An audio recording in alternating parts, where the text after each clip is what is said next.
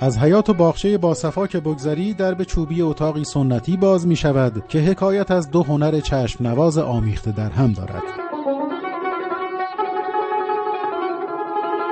توی مینا سعی کردم تلفیق دوتا رشته، یعنی کیفیت مصر رو بیام با وضعیت نقاشی ایرانی که یه نقاشی اصیل سنتیه تلفیق بکنم. اعظم حاتف الحسینی، سبکش آمیختگی دو هنر مینای نقاشی است. سعی کردم بنا به اون تجربه‌ای که از رشته نقاشی ایرانی داشتم، بعضی از طرح‌ها مثل گل و مرغ، تصهیب، تشعیر و بعضی از سبک‌های سنتی‌ها روی کار مینا پیاده بکنم. طرح‌هایی چون گل و مرغ، تشعیر یا صور انسانی، گیاهی و حیوانی، نگارگری بناها، رخ و خلاصه هر آنچه که قابلیت نقاشی داشته باشد در رنگ‌های متنوعی چون آبی، قرمز، بنفش، زرد و سبز خلق می‌کند.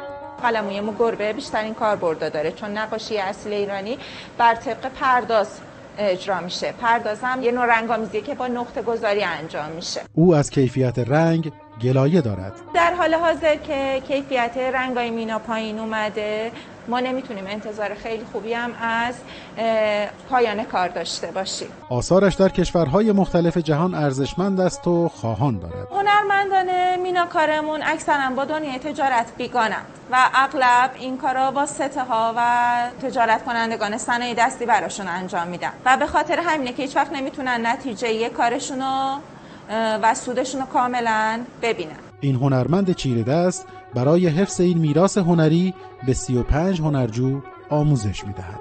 مینای نقاشی، هنری نقش در نقش و رنگ در رنگ، امروزه در خاستگاهش اصفهان احیا شده است و در جهان بسیار خواهان دارد. رامین زال، خبرگزاری صدا و سیما، اصفهان.